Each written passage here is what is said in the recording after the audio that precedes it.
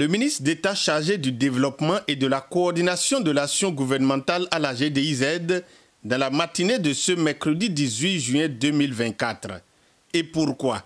Abdoulaye Biotchane, à travers cette descente, est allé constater l'état de développement de la GDIZ, surtout le niveau d'avancement des travaux d'aménagement de la deuxième phase des 400 hectares en chantier, prendre connaissance du point sur l'installation des investisseurs ayant reçu un agrément et surtout s'assurer de la sécurisation des matières premières. En compagnie de Léetondi Béton, directeur général de la CIPI, Moubarak Soumanou de l'APIES Bénin, Abdoulaye Biotchane a visité plusieurs unités de production déjà installées dans cette zone industrielle vitrine du Bénin. Première destination, unité de production du textile, CTG.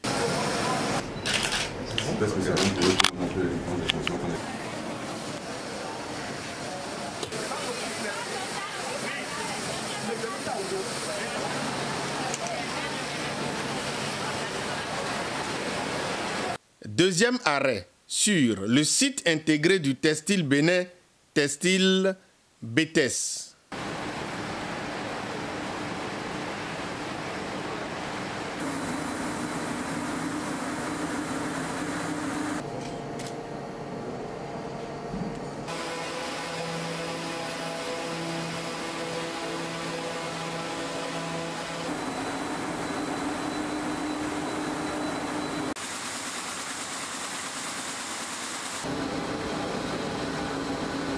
Puis, à l'unité de production de carreaux African Cetamix.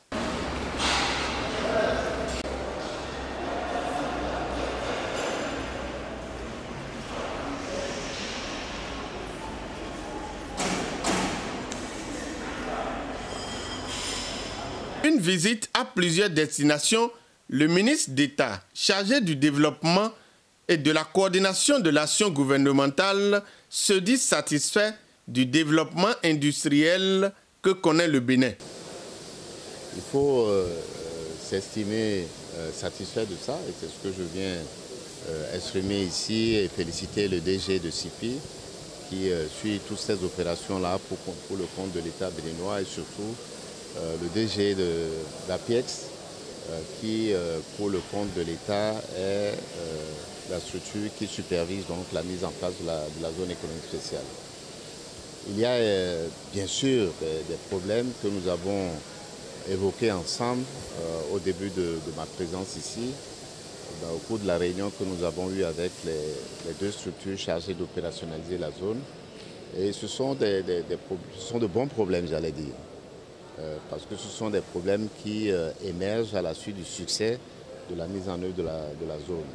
Par exemple, la question du logement de tous ces travailleurs qui viennent, la question de leur transport, de leur zone d'habitation à la zone économique spéciale, les questions de sécurité qui deviennent de plus en plus importantes.